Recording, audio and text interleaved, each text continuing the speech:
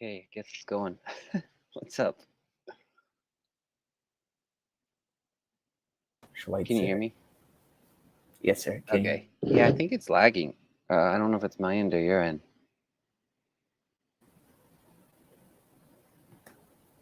Yeah, it keeps cutting out. You can't hear me?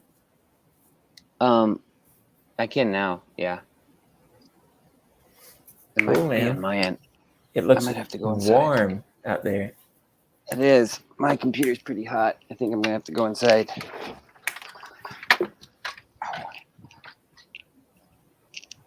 That could be the issue.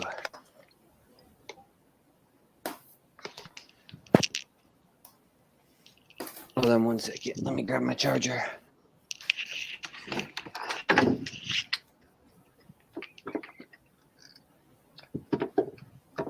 So, talking about Ecclesiastes. Yeah, research you've done. I'm just curious when I ask this, but do you remember where me and you left off in our read through? I think chapter 3. Really? I thought we got off. I thought we went farther wait. than that. Yeah, you're right. I think we went to like maybe 5 or something.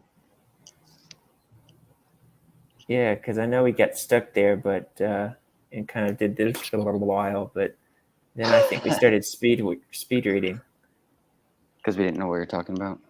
Mm-hmm. Still don't. Yeah.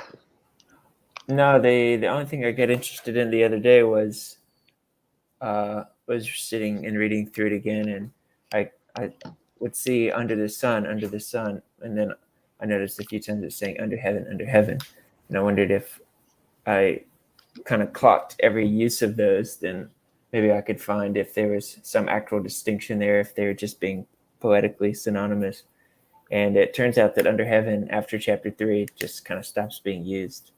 So, but under the sun keeps being used throughout. So they're like different Hebrew words or just English words? I don't know. That's where Jacob would come in handy, but I guess we could look it up. Or the Blue Letter Bible. Let me see. Yeah. What? So what were the? Where is it? I So got your email there's here. one I haven't in even looked at your email. Chapter 1, verse 12. You have under heaven, so we could look at that.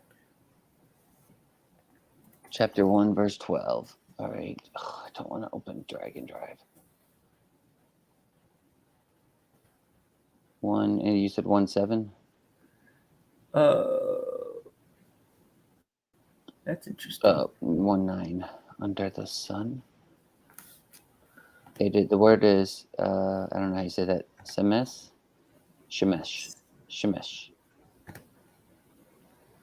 That's heaven. That's the word under the. Mine is translated under the sun. 1 verse 9. No. I know 1:9 is under the sun, and most 1:3, 1:9, 1:14, 2:11, 2:17, and like dozens more are under the sun. But under heaven is used 3 times. Where is that? What verse is that again? 1:12, 2:3, and 3:1. 1:12. Oh, 1:13 is mine. Under heaven. Yeah, 1:13. That's right. Under. Yeah, they're different words. Shamayim. Yeah. Shamayim is heaven. I guess Shamayim. So it's probably meaningless, right? One would think so. It caught my attention. It's probably vanity. I thought maybe if it was saying under heaven, it was making kind of some allusion to the divinely sovereign side of reality, if that makes sense. So like wisdom under heaven that you see in 1:13 is distinct and superior to wisdom under the sun that you see in 2:19 and 9:13. Interesting. Why would you think that? I don't know. I was just trying to imagine why they would use under heaven in one instance and under the sun in another. And it just might be like to be poetically diverse. But if I was trying to guess at something, I think, the wisdom under the sun is the kind of grasping inferior affairs of man, and wisdom under heaven is the superior, controlled, ordered wisdom of heaven. So the being under heaven, like being under the control, the rule, the order of heaven, and being under the sun, Oh being yeah. kind of controlled by man. So this other thought I had would especially be good to have Jacob around, because so like in 2:3 it says, see what let's see, I was trying to see what was good for the children of man to do under heaven, and that's like the only time you get like this present tense to do, because the book is about what you should do actually in life when you're among the living, like Cain, in light of what's been done through death, the finished things, which is Abel. And when you are looking at things under heaven or through God's divine sovereignty, there's still something that is doable. Whereas if you're looking at things under the sun, that's kind of enslaved to death and the fear of it, you can only talk about that which has been done. So under heaven is the only time where you get like an active living do verb that's still in the present, and everything under the sun is always done. So that probably doesn't mean anything either. Wait, that's really interesting. Wait, so you're saying like when it's written under heaven, it kind of gives the connotation of something that for like the future under Yeah, when it's kind of past that's tense? still living, that's still able to be acted upon. See what was good for the children of man to do under heaven, but then you get like 1:9. What has been done is what will be done, and there's nothing new under the sun. So it's more terminated stuff. It's done rather than That's something really to interesting. do. I don't And know why that's I went kind to of that. feels like the whole thrust of the book anyway, because it's like the whole time it's undercutting everything that you can do through the lens of death. What is it? How does it you sum up Ecclesiastes when you do? I said it's you will die and there's hereafter. Yes. So everything that you can, try to take a run at. It doesn't matter, because what's done has already been done. There's nothing new under the sun, and you're just going to die. But if you look at things under the lens of heaven, what's happening under heaven, you can still find out what it is you should do, which is how the book ends with, fear the Lord and keep his commandments. There's still something you can do in spite of the fact that you're living in the land of the done. And that's the hope of eternity, the hereafter part. Huh. So like the under heaven is kind of more of a kind of an infinite or potentiality, and under the sun is more finite. I guess is kind of what you're thinking. So everything that's happening under the sun is sort of hopeless, meaningless death. It's all colored with death. But there's another reality that's going on at the same time. There's another way you could look at what's happening, and the other way of looking at it is what you can do under heaven. So that was my big, just kind of shoot from the hip, trying to distinguish why they would use those two different phrases, but it's probably just a poetic kind of thing. Try not to use the same. But although you think like they've got this refrain going of under the sun, they use it the whole time. They use it. Yeah. They use it like in every chapter, pretty much. Yeah, I'm not quite sure what to do with that. I would think it'd be more than just a poetic phrase. The only chapter that doesn't say under the sun is 7 and 11 and 12. There's 12 chapters, right? Yeah, 12 chapters. Yeah. So there's 3 chapters that don't say. 7 doesn't. You said 7, 11, and 12? Yeah. 7 Every and other 12 chapter uses it multiple times under the sun. Yeah, I don't know. We could use Jacob in here. Maybe he would call later. You shoot all this I don't down. know. Sorry, I have not much help. No, that's cool. That's I learned Hebrew. I just wanted to get that goofy thought on the books since we were still going through this. But I wanted to look back because I really want to remember what the last one we did was. Let me look on the playlists that you have. Yeah, go for it. I'm gonna look up something else too, real quick. The last time we did yeah. this was we at least got to chapter 4. That we did through chapter 4, so I guess we did get to 5. The last time we did this was 7 months ago. Isn't that crazy? Yeah, it's been a long time. I don't ever stream to my channel anymore. And then I do, and it's just live streams. I'd like to get back into it at some point, but then, yeah, I don't know.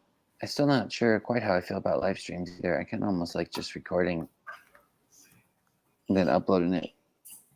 Yeah, me too. But we're doing a live stream. Do you really? Because we could be doing that. Instead of this live stream thing. I can use StreamYard for it. Yeah, we're here now. Yeah, it just seems. Sometimes it seems like it's more interactive to do it this way, but I haven't experienced that. Yeah, usually, I've tried doing the Bible study without Jacob, although I don't know Hebrew, so that's probably a big detriment.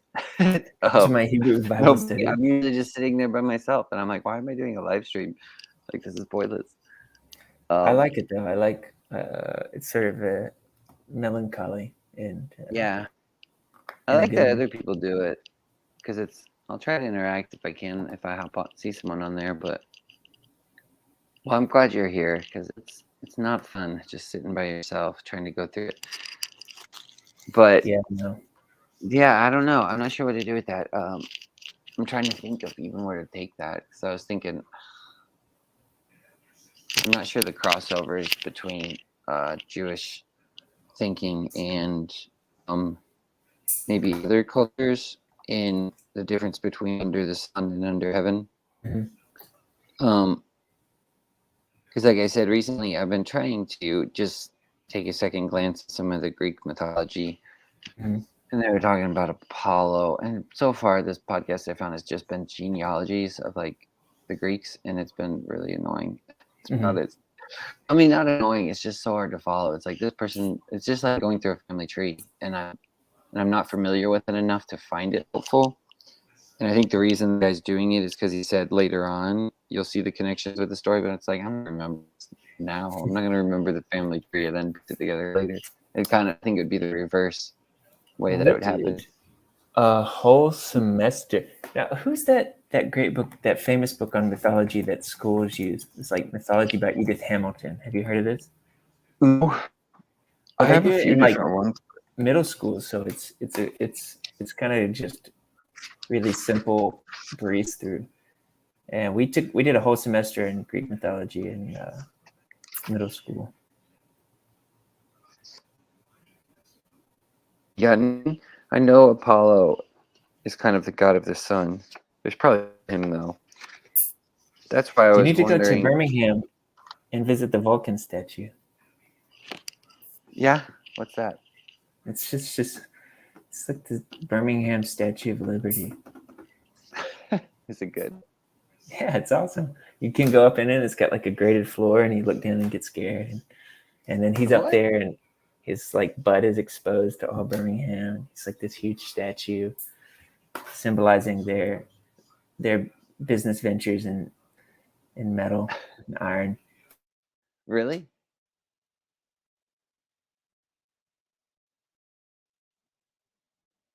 Oh, I think it cut out again.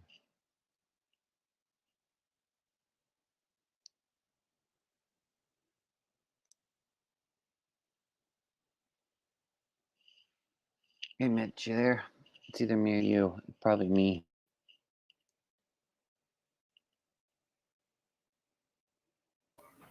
Well, that was weird. You there?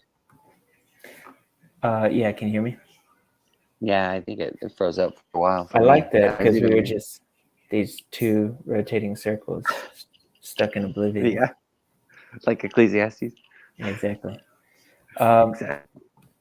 So if I looked at 3, I was glad that when I was thinking about it the way that I'm thinking about it, and I look at chapter 3:1, which is one of 3 places where it says under the heavens or under heaven, that kind of tracks a lot more for me, because if you put all of those dualities under the sun and in the hands of men, then it's just chaos, like that they could control when you could be born or die, or kill and heal, or scatter stones and gather them, or love and hate, or war and peace. If you put those affairs in the hands of men, it's dangerous and chaotic, and it remains confusing. But if you put that under the heaven in the hands of God, then it's a totally different ballgame. It's a trustworthy distribution of those binaries. Yeah, that's really interesting. Yeah, I like listening to you on this. I was looking at that word because it says that word. What is it? Shamayim is says from an unused meaning to be lofty, and it's like heaven, sky, as the abode of God. So I think it tracks with what you're saying, for sure. Boat of God. The abode. Oh, the abode of God. Yeah.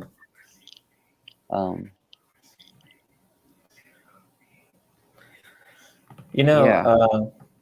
You read this book how often? Once a month at least? No, once a week. Once a week. Yeah. I'm glad you enjoyed the way you did. I was talking about you and I reading this to some people. So do you remember in Matthew 9? I don't remember, but when he calls Matthew to be his disciple, and then he goes to eat at his house with the sinners and tax collectors. And the Pharisees say, why are you doing this? And he says, I came for the sick, not for the healthy. And then he said, go and learn what this means. And we've talked about that, and you said that was kind of an impactful thing for you, the Hosea 6:6 stuff. But I keep thinking about the go and learn what this means stuff. It's such a great line. Yeah. Well, that's why it was impactful for me.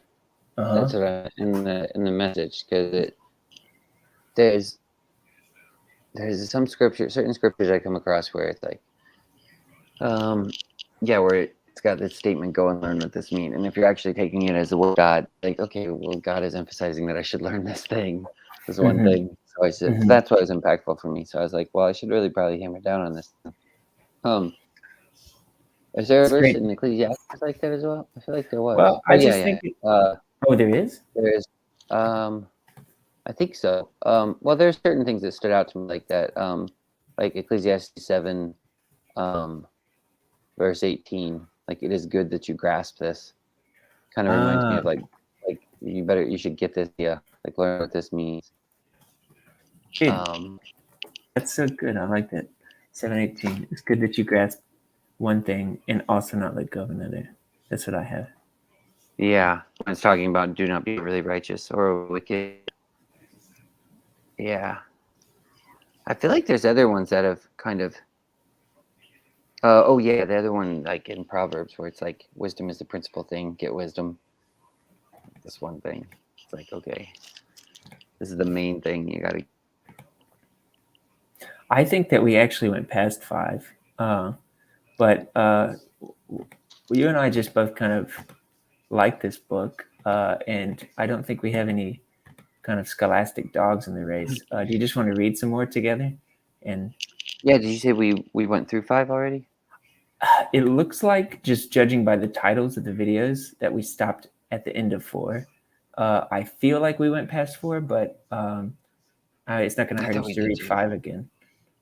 The problem too is when you do a live stream, like I have to download it and then upload it again to put it. Well, no, I think I can just throw a playlist, but it doesn't because it shows up as a video in your. Yeah, it does. But you usually have to click live. I think, like when I go to someone's channel, I don't think it comes up on the normal videos. Like I have to click the live section or something for it to find it. I don't know. Could be wrong. Well, maybe that's a setting on my end. It doesn't have to make it on the playlist. No, we can put it on Um, the playlist for sure. we So can we're at do. chapter. So do you want to keep going with 5 or Yeah, just jump it over to 6? let's read 5 because why not? All right. Do you want to go? Or you want me to go? I'll read the first 6 and you can finish it. You want me to see how much I can do without looking at it? Yes, very much. I'll stop you Really? when you get All right. something wrong. All right. Wait, This in New King KJV, right? James. Yeah. Okay, New King James. I'm ready. All right. I need the first word. Let's see. Walk prudently. All right.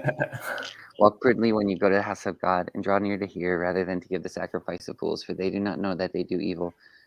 Do not let your mouth cause your flesh sin, nor say to the messenger of God that it was an error. Why should God be angry with your voice and destroy the work of your hands? From the multitude of dreams and many words, sin is not lacking, but fear God. Is that right? This is Do you see different. the I'm looking at the New King James Version. Yeah, if you see the oppression of the poor and the violent perversion of justice and righteousness in a province, do not marvel at the matter, for high official watches over high official, higher officials are over them. Moreover, the profit of the land is for all, even the kings serve from the field. Do not. Oh no, that's not it. You skipped a bunch. I don't remember. That was impressive. I'm in though. like chapter 8 now. He who loves silver will not be satisfied with silver. He who loves That's 10. Yeah. abundance will not be satisfied. He who loves abundance with increase. This also is Hebel. When goods increase, they increase who eat them. So what profit have the owners except to see with their eyes? The sleep of a laborer is sweet, whether it's little or much, but the abundance of the rich will not permit him to sleep. I don't know. I don't remember it. I like There is it. severe evil which I have seen under the sun. Riches kept for their owner to his hurt, but those riches perish through misfortune. When he begets a son, nothing, and he came from his mother's womb, naked shall he return to go as he came, and he shall take nothing from his labor which he may carry away in his hand. And this also is a severe evil, just exactly as he came, so shall he go. And what profit has he who has labored for the wind? All his days he also eats in darkness, and has much sorrow and sickness and anger. Here's what I've seen, good and fitting to eat and drink and enjoy the good of all his labor in which he in all the days of his life which God gives him, for it is his heritage. As for every man to whom God has given riches and wealth and given him power to eat of it, to receive his heritage, rejoicing in it, this is the gift of God, for he will not dwell unduly all the days of his life, because God keeps him busy with the joy of his heart. Are we reading that last bit? Or it's still memorized? Or still quoting? Oh, I was reading. Oh, okay. Yeah, was it? I would give it after like the first paragraph. I need to get better at memorizing it. I used to have more of it memorized, and I used to have the whole book Song of Songs memorized, but that was just because I went through a phase of reading it every day, which I should probably do again. I don't think I could. Control. I don't think I recite that anymore. No, I'm not. There's only certain books I've done that with, and I've only done it because I've felt compelled to or curious to. Not even to memorize them, just like, oh, I wonder what happened if I read this. Okay. I have a question for you, man. Yeah. Do you walk prudently when you go to the house of God? I wish. I sure hope so. Do you think you do? I don't even know what that means. Draw near to hear rather than to give the sacrifice of fools, for they do not know that they do evil. Do not let your mouth cause your flesh to sin. Is it imprudent to go and worship and offer sacrifices while you yet are practicing evil? Because then who could go to the house of God at all? Wait, say Hey, more Jason. about that. What do you mean? Let's see. Walk prudently when you go to the house of God. And to elaborate on that, draw near to hear rather than to give the sacrifice of fools. Oh, draw near to hear rather than give the sacrifice of fools, for they do not know that they do evil. So I think it maybe means to approach, to listen and not to give foolish sacrifices. The offering of your lips or the calves of your lips type thing? Yeah, just I guess it's just to kind of shut up. You know, mine says, why should God be angry at your excuse? And it's got a note, and it says literally means voice. But I kind of like the weird connection through the translation with that, though. Where are you getting voice? You Oh, are. sorry. It Do you said have a different version of the New King James version? Is the updated version or out of date version? it's verse 6. Oh, I see. I was looking at why should I be angry with your excuse? Oh, That's your excuse and destroy the work of your hands. yeah. It reminds me of what's his face? Jephthah. He kills his virgin daughter. Because he was being flippant with his voice. With his vows to God. Mm. When you make, but then I, do. Better What not does to it vow say? than When you vow make a not vow pay. to get, yeah, better not to vow than to vow not pay. Better not to People vow. always throw rocks at him. I like that guy. Yeah, no, he was totally messed up. He was completely wrong. Yeah, people say that. Yeah, it's true. Depends on what you value, man. I think there's something incredibly mysterious with that passage Mhm. that I think gets Mhm. overlooked because I think people get hung up on thinking this guy was evil or get hung up on the what is it Jesus says? He says that, You shouldn't are make you any offended vows. at this? No, where Jesus says he asks this question. No, I think it's after eat my flesh and drink my blood thing, where he's like, "Are you offended at this?" We get Yes. offended at things. We get offended at things we think are ugly, or we place our own judgment on them, and then we can't see the truth. And I think Mhm. there's something going on to that story. Well, It it happens has like everything that. to If I'm do being with honest. knowing who you're hearing from. So if that's why afterwards Peter was like, where else can we go? You have the word of life. If you recognize that somebody has the words of life, then you're much more apt to give a second chance to something they're saying that's offensive or confusing. Yeah, that's what I It's mean. about Why does knowing everybody find who's this speaking to you. And so, this Jephthah thing offensive? Like, you know what I mean? I mean, it just depends on what hermeneutic you're approaching that story with. I think there's multiple things you could take from it, and I think it's not crazy that one of them would be, hey, that was a bad idea to make that vow. In case in Yeah, but point, this you're in is Ecclesiastes 5. no, this is a good. I think It's it's a bad it's thing to it's take better the not vow, to but make it's the a vow at all. yeah, but it's saying it was a good thing for him to follow through with it. Yeah, That's what it's saying. mm-hmm. Like I would be So surprised. this I have not is found anybody else that agrees with me on this. well, I But told I you think there before are when we people. talked about this, yeah, because I came up hearing that take several times that it was like incredible that he was able to fulfill this vow despite what it cost him. And Yeah, I mean, I've heard that position before, but that's one thing you could take out of it. It just depends on which hermeneutic you're applying. It's not that different from like Abraham and Isaac. If you think this guy was really out to yeah, fear that's the a good Lord when he did comparison. that, but it's Yeah, it's because what like if Abraham would have killed his son you have to grasp one thing and not let go of the other, man. or Because Jesus on the cross? People like to throw rocks at God for that too and say oh yeah, God did this to his own son. What a monster. But I guess that's kind of what I mean. It seems like it's neither here nor there to me. Like I don't really care too much. It seems like it gets dismissed a lot, or it's quickly agreed upon. This was such an horrific thing that this guy did, it and I'm is. like, Yes. well, you would say I would. I'm like, but to me, I'm like, I feel like if you just step back and say, let's not place my judgment on this.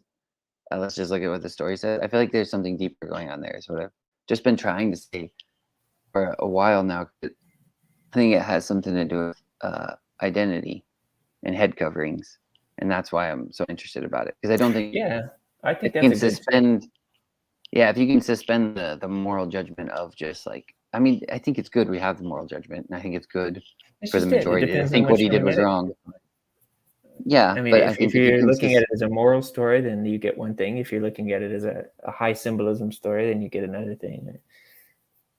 yeah, but that's what I mean. I don't think you get if you get hung up on the moral story, which it seems like everybody does, or for the part everybody does, then I don't think you get the symbolism there. Hmm. Because I have not heard anybody talk about the refrain on that headlessness or having a head, or that. I mean, the story ends with him being born of a whore, and then it ends with a virgin, him having to give up his virgin, and like That's right.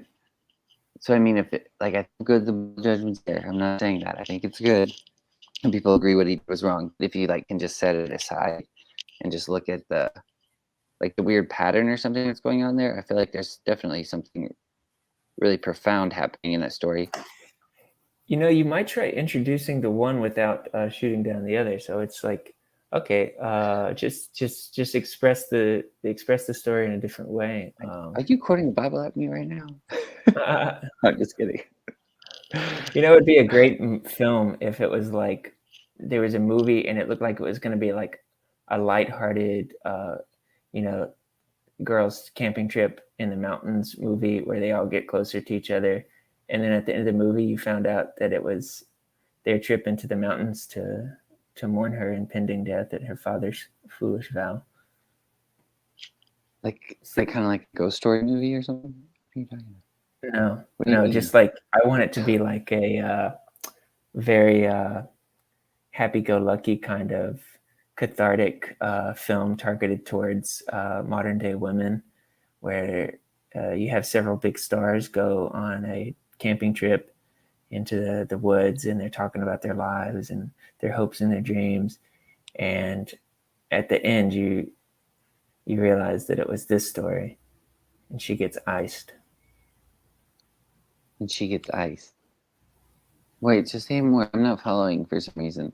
I'm So just you're having being all these people. 100% silly. No, so you're having all these. It's targeted to women nowadays, and you're saying it's targeted to whores. No. It's just like a girls trip movie. It's just like a Steel Magnolias or something, and the whole movie it's kind of like, oh, they're on this girls trip and they're finding like catharsis and they're talking to each other, and it's so sweet. And the sun comes up and they packed up all their camping gear and they go back home, and like then her dad has to ice her. And so it's kind of like Midsummer or something. No, exactly not Midsommar. Like Steel Magnolias. I don't know. I haven't seen Steel Magnolias. So these girls get together.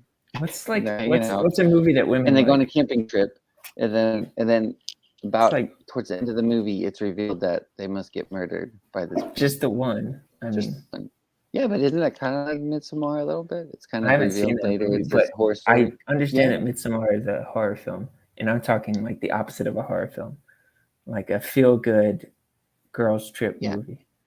Yeah, well, Midsommar starts off, and it's kind of like they're on a feel-good retreat, and they realize they've stepped into a cult. Is it like the first 20 minutes of the movie are feel good? Because I want the first 80 minutes to be feel good. In the last 10 minutes. It opens up pretty quick that they're not in a good place. So you're saying go the whole thing. So sit there and watch the movie if they're tripping in the mountains on a camping trip. Okay.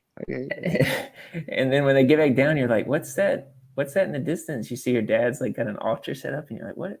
Wait, what? You think that's how he did it? I don't know. Anyway, got derailed on that. But that verse usually reminds me of that. Yeah, I could see why that would remind you of that. Yeah, if you fear God.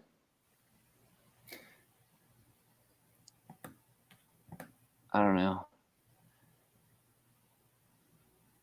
Okay, but this is kind of cool. In 2, let not your heart utter anything hastily before God, for God is on heaven and you are on earth. It's just the under heaven and under earth kind of dichotomy again. A dream comes through much activity, and a fool's voice is known by his neighbors.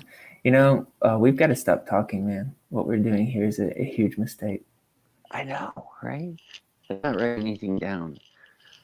That's at least a little bit consoling. If we were to write something down, that's we'll sin. Yeah, that's right. Enoch or whatever. Yeah.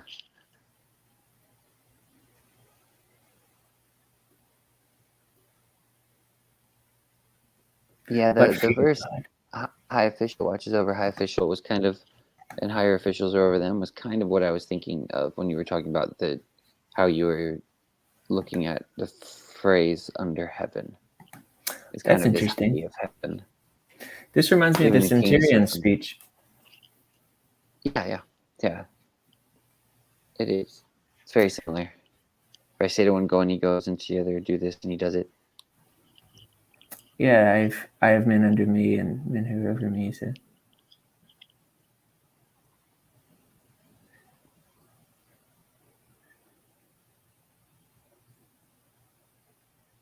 Don't be surprised at the oppression of the poor and the perversion of justice and righteousness in the province.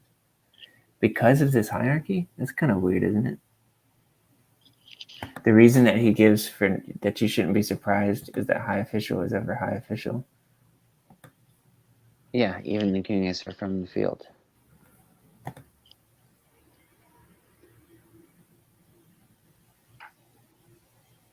Does that make sense? No, not in the context of verse 8. I don't understand verse 8. Wait, what do you mean? I don't understand the reason it's giving. It's saying you shouldn't be surprised at the oppression of the poor and the perversion of justice because a high official reigns over high official. Hey, Chad's here. Hey, Chad. We're not You alone. can hop on if you want. We're not alone in our babble. Yeah, I like Chad. He's a good guy. Why do you call him good? Good? There's one good but God.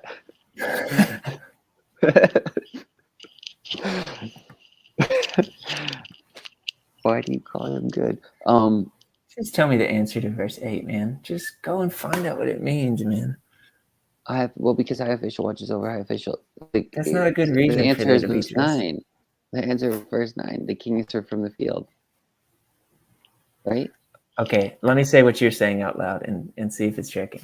I'm asking why you shouldn't be surprised when the poor are oppressed because high official is over high official. The reason why that makes sense as connectedness is because the king is served from the field.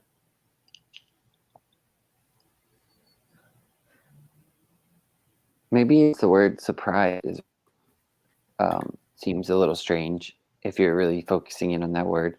Because I'm Do just not thinking marvel. that to not marvel and be confused about it because why are you guys whispering? We're not whispering. Are we whispering? I don't. It's probably me. Really. I mumbled quite a bit.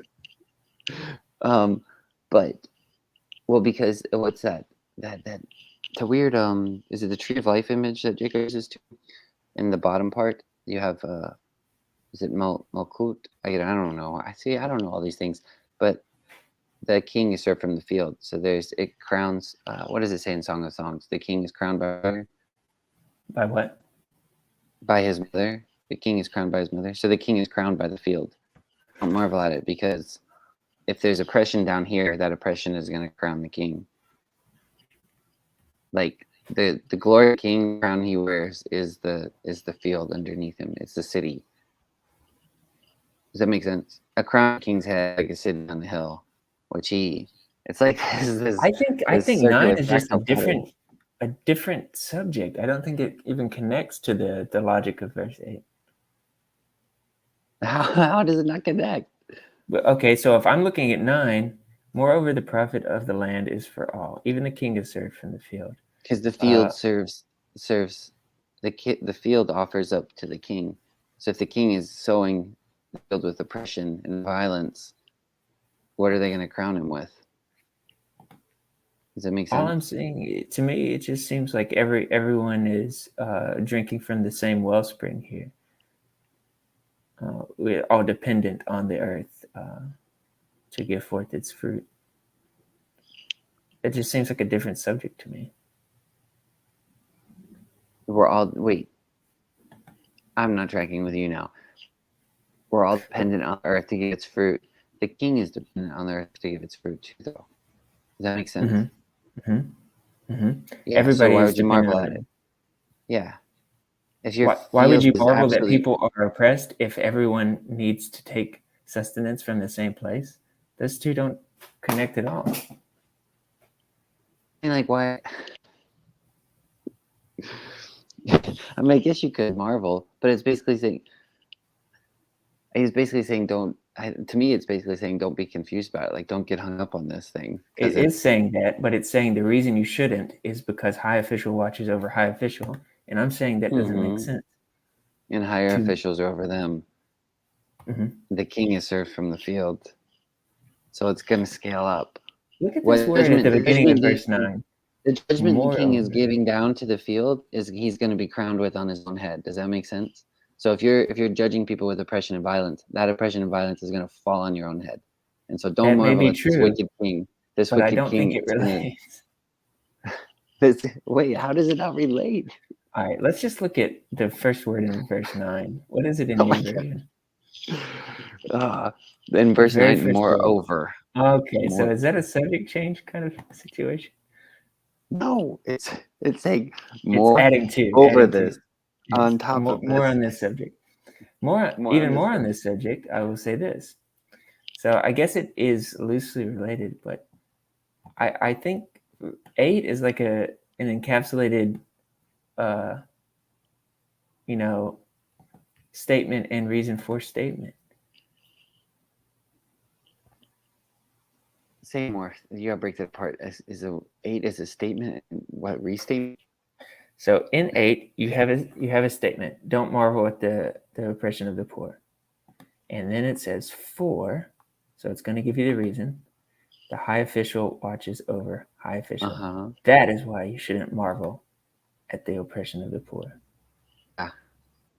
And you're saying, Yes. For even the king is served from the field. Yeah.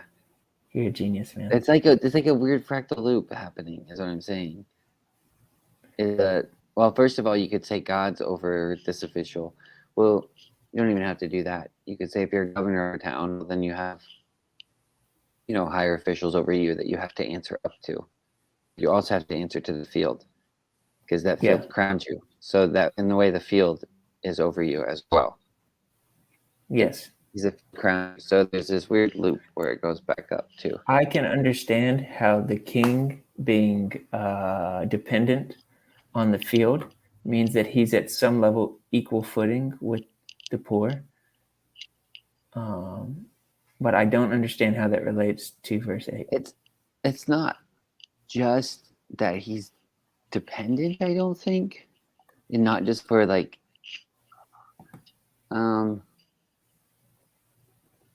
because if you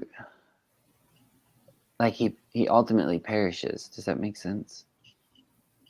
It's not just I agree that he's that he dependent. perishes, but I don't see how it relates. How does I'm so confused at how it doesn't relate. Like it seems extremely relatable to me. That's why I'm confused. Like, say more. What do you mean? The profit of the land is for all. That's a statement that we both understand. Yeah. And I'm to gonna have to drive go that on a statement Zoom. home, it says, even the king, you have to go. I might have to.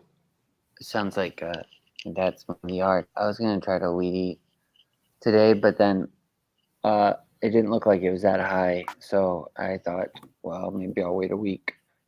But it sounds like he's mowing the yard, so I might have to go do yard work and help out. It's fine. I was planning on it anyway.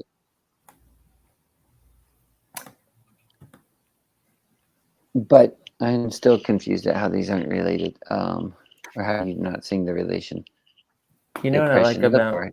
If you see oppression of the poor, so if you see a king that is crushing the poor and he's violently perverting justice and righteousness that he's supposed to be upholding, then don't marvel at this. because he Or has high someone over official. him or someone and someone over him. And even if he doesn't, even if you see corruption all the way up, the field beneath them is what is above them as well. It's going to crown their head. You know, my favorite thing about these conversations that we've had on Ecclesiastes so far is how aggressively I tried to make a point. they're so rocky and so painful.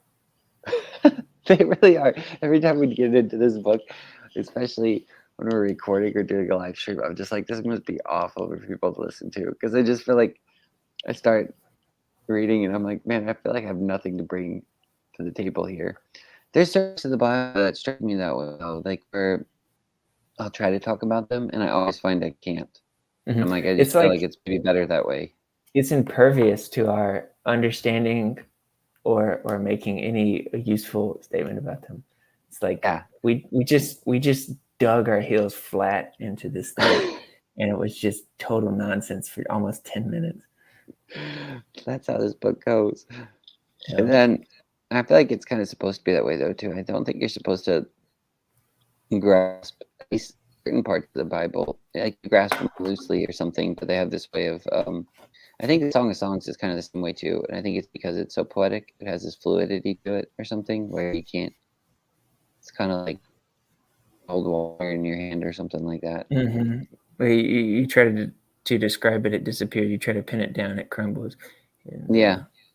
it is the right thing. But it's the same time, it's like when you're reading it, it's like you understand it on the most fundamental level. It's only kind of when you try to express it that it just turns to dust in your mouth. Yeah. I feel like we're just putting over the course of, I don't know how long we've been talking, but it's like every minute I'll put another pebble in my mouth, and it's just like gnarled speech. But I don't want us to stop doing it. I don't either.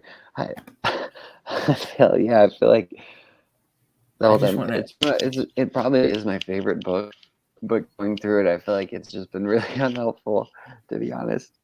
Yeah, I agree. I want to live in this pain all the way through to 12. This has been, it has been probably the most transformational book of my life. And if I think I could recommend anybody read a book every day, it would probably be either this or Song of Songs. Because I think, and I would say, don't try to understand it. I was like, literally, don't try to understand it. Just read it and don't try to understand it. And that's what we're trying to do right now, which is what's frustrating. It's like you're just supposed to kind of let it like wash over you or something, because it really frames what you value in life. I think this is like Psalm 39 is one of my favorite Psalms, where it says, but it's like saying our days are as a shadow. And there's another Psalm that I sometimes quote where teach me to number my days and may gain a heart of wisdom. And so if you're kind of wrestling with that, like I said, what is it? Everyone will die and surely there's a hereafter. Mm-hmm. If that is like weighing or pressing on you, it really balances the scales, I think. That makes sense. I would tell him. I think this book does that. I wouldn't tell him not to try to understand it, because I think trying to understand it is the way that you prove its own thesis. That's true. Yeah. And when I read it, I would try to understand it. I just think, I guess the point I was trying to make is like I can get hung up on a specific line and try to like we were talking about, pin it down. And it seems to not let Jason, you do that necessarily. But go and learn what this means, man. Ecclesiastes. Desire mercy and not whole sacrifice. Book. I want you to go and learn what this whole book means. I want you to go and learn what Ecclesiastes 5:8 means. But I already told you what that means. and you were so mistaken that it's not even funny. How am I mistaken? I feel like I'm just repeating what it says. Like, the king is served from the field, so you have king in the field, and then the field. You are wrong. What you're saying is wrong. What is this? What is this verse in? What does it say? Go forth, O daughters of Zion, and see King Solomon with the crown, with which his mother crowned him, the day of his wedding, the day gladness of his heart. It's like, so that's what I'm saying. It's when like the king is served from the field. It's like you're saying to me, this is what it sounds like you're saying to me. You're like, I'm saying, what does a penny saved is a penny earned mean? And you're like, Okay, well, my grandfather already says don't take any wooden nickels, so I think that's what it means. That's what it feels like you're saying to me. What is a wooden nickel? I haven't heard this say. How does okay? Let's see. If you have a city that's on a hill, and you have so it kind of looks like your crown on the head, right? Does it make sense? Yes. I feel like I'm just repeating myself over and over and over. Well, Am I maybe talking it'll about get wooden through to nickels? me. Maybe it'll get through. Well, I feel like you already you've already like understand it You because the do? king is crowned by the king is crowned by the field. The king is crowned by his mother. Okay, the king is crowned by his mother is not the same thing as saying the king is crowned by his field. Yeah, his mother is his field. The mother is the field. Okay, that you can say that, but that doesn't make it make sense. The Bible says that. I don't say it. The mother Where is is the it? field? Where does it say Where that? is it? Let's see. Would you destroy a mother of Israel? Where is that? Where? It's in the Book of Kings. That's what I mean. If people would just read this is what I mean when I say people don't read the Bible hard enough because it explains itself and it Just read contradicts hard. itself and it does all these things. And so you can't ever pin it down. So if you actually were sola scriptura, you wouldn't get. Do you know We would anyone have that no. is? We would have no problems. No, I have no one that is. Everybody's a hypocrite. Even I'm a hypocrite because nobody actually reads this book like they believe everything in it. If they I don't did, think that's true. I think that some people actually do. yeah. Do you? Who, me? I don't even have one. Yeah. You don't have a Bible?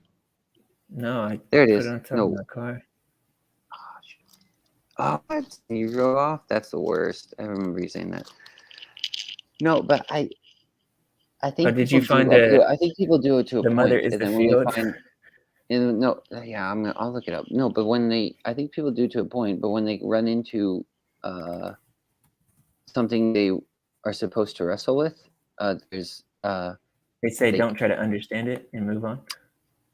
sort of, yeah, like the verse Jacob brings up, that what is it? It's in Ecclesiastes. Ecclesiastes 7:20, for there is not a just man on earth who does good and does not sin. And it's like, do you really think that's true? Because if you really think that's true, then you have to apply that to Jesus. If you're gonna say Jesus is a man, if you say Jesus This was is not a kind of man, then you don't have to apply it to him.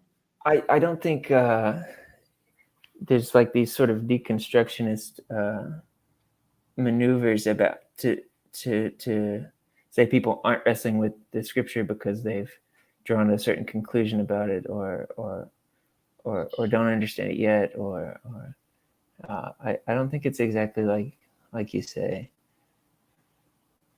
I mean, certainly it is sometimes in some cases. Wait, so what do you mean by that?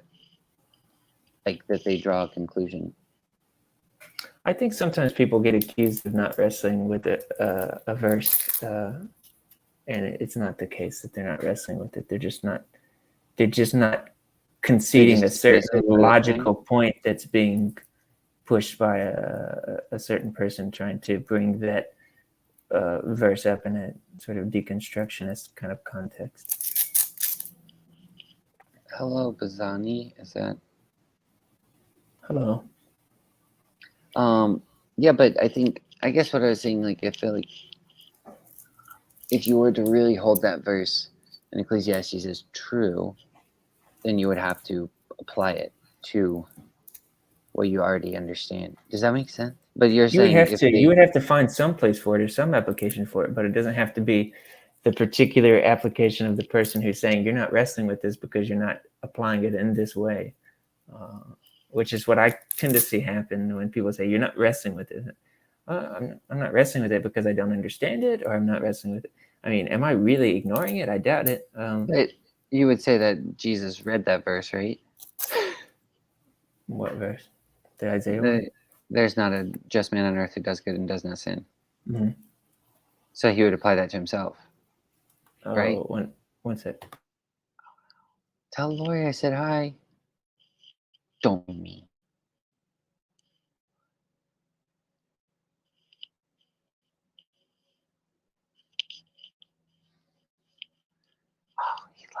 He left me. That's why I hate doing these live streams. No, I don't hate him.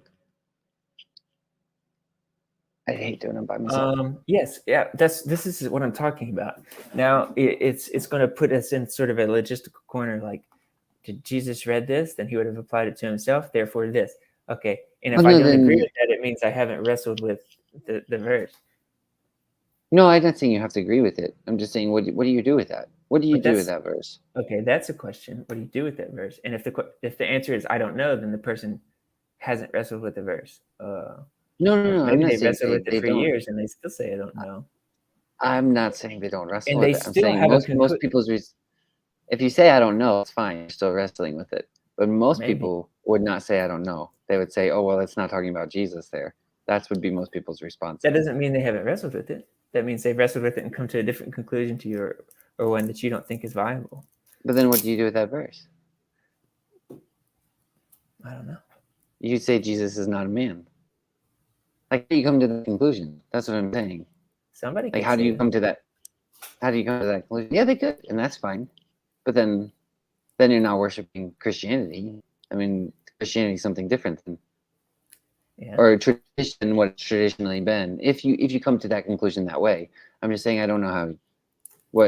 I don't know how you really hold that verse in this hand and then hold the idea of Jesus being absolutely sinless, and then have another. So you have Jesus who is God and he's man. He's fully God, fully man, is what Christians believe.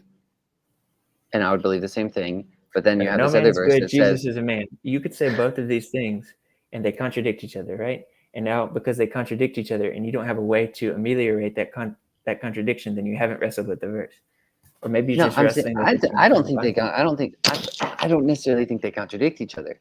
I'm just saying they would contradict your thinking if you're saying Jesus is 100% good, and has never, like, and you say he's 100% sinless, and this says, and then you have this thinking like Jesus is fully man and he's absolutely sinless. Then you have this other verse that says every man sins, and so I have to let go of one of my ideas here, or I'm going to have to slam them together. Sure. What? I mean, there's it's not right to say because somebody has two verses that contradict each other, and you don't think they do, but I mean, logically they do. As far as we could tell. And a person says both of these are true. No man is good. Mm-hmm. Jesus was a man. He was without sin. Well, you can't do that. Well, I mean, that is. I don't think that person who's stuck in that place of making that on some level, you could say they're ignoring a type of logic, but I don't think that they're not wrestling with it. They may have put themselves in a position to wrestle with it until they die, and always be just haunted by this discrepancy. And they don't have to have an answer to something to have wrestled with it or to be wrestling. I'm not saying they have to have an answer, and I'm saying that's fine if they want to be haunted with it till they die. I'm saying they give me an answer, and they say they're not haunted by it, and their answer is dismissive. What's wrong with you want to know? Because they're not sola scriptura. That's what I'm saying. If someone was actually sola scriptura, they would wrestle with the. I have encountered, and this is the thing that infuriates me most probably in life, is when I talk to people about this stuff, they say, well, that's Old Testament. And so there goes the Old Testament. And I'm like, well, I don't think that they're throwing out the Old Testament when they say they do. They do. Do they still read it? Do they still say it's in their Bible? They read it when they want to, when it's applicable to what they want to say. They read it like a tool. This is my experience. This is why it makes me so mad. And this is why I just quit talking to people in conversations, because I'm like, okay, well, now I can't talk about the Bible anymore. Because you threw out the whole New Testament to me when you threw out the Old. Because I don't know what the New Testament is built on, not the Old. So if you're not going to... That's what frustrates me, is their answer is dismissiveness. They have an answer, and they're like, no, I'm not going to even wrestle with it. I'm saying this is Old Covenant, and so we'll throw it in the trash because the New Covenant and the Old Covenant is trash, and we don't need it anymore. The reason I'm pushing back on this is because I feel like sometimes when you relay a story and say someone is being dismissive, it's not obvious. it's not obvious to me that they are being dismissive in the way you say that they are. Probably right. I'm probably being a hypocrite too. I'm probably being dismissive in my own I mean, it's sort of frustration. inescapable, this madness, this body of death. We suffer how we suffer. How do we get But on this I anyway? Because what we talked just about solar Torah went from that to something else. I don't know what planet we're on now, man, but I'm still telling you that I don't understand how the poor being oppressed should not be surprising because there's an authority structure in place. I think it's well. See, I think it can be surprising, but it's like why do you marvel at this? Like in the Book of Revelation, it's like Let's why do you imagine. like when he says that to John in the Book of Revelation, he says, "Why marvel at this whore floating on all these waters? Let me show you what this means." So I think it's kind of the same thing. Like, don't sit here being distraught and confused about this. Like, here is the structure. Like, you have the king sitting up there. He's appointing the poor. Like, I think you can be surprised at it or be like, why is this happening? But it's like here's like everything will sort itself out. Here's the hierarchy. High official watches over high official. So don't marvel at it. Like, don't be in frustration over it. That's kind of how I read it, but I don't know if that even makes sense. Doesn't to me, because I'm like, okay, let's imagine me, I'm marveling at like, what? Why are the poor being oppressed? This is crazy.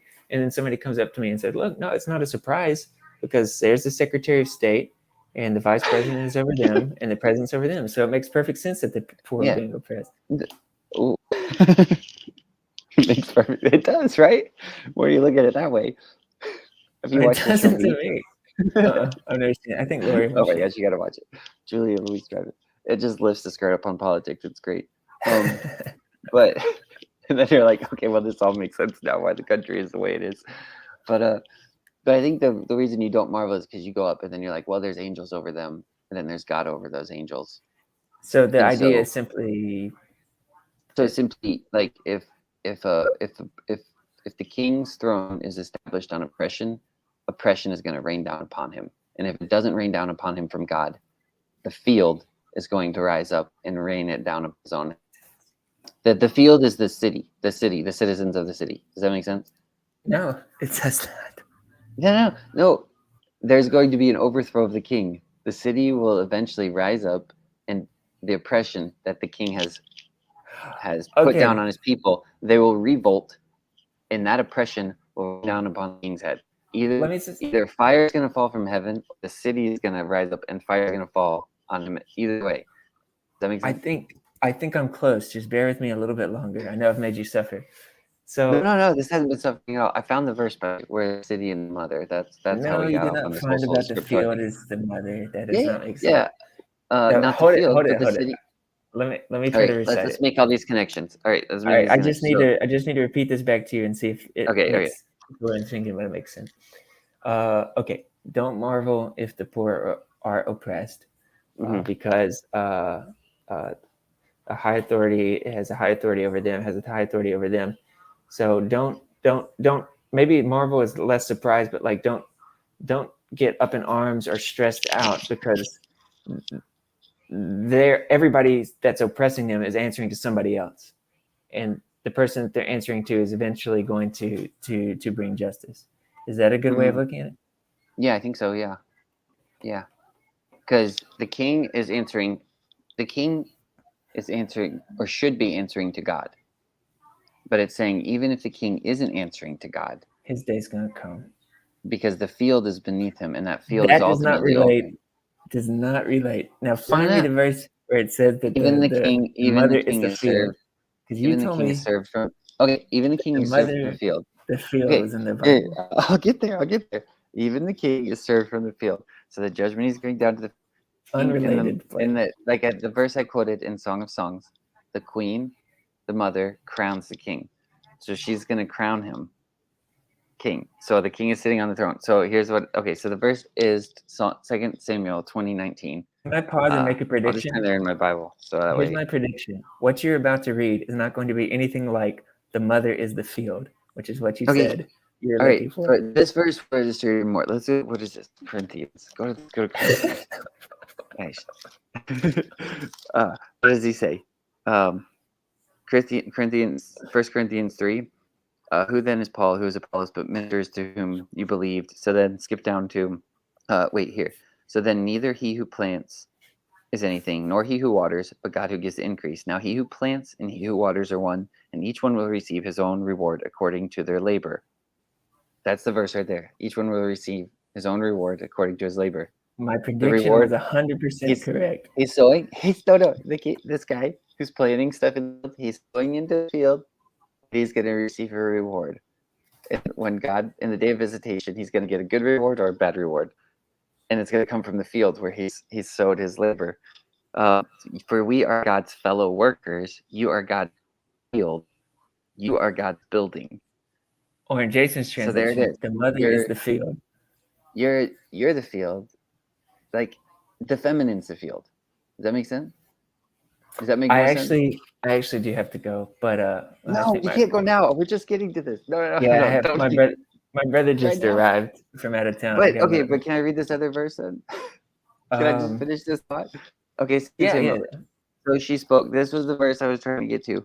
So, what is it? This is when David's like taking king, and they're gonna attack the city. And he says, so she spoke, and she said, they talked former times, saying, they shall surely seek guidance at Abel, and so they would end disputes.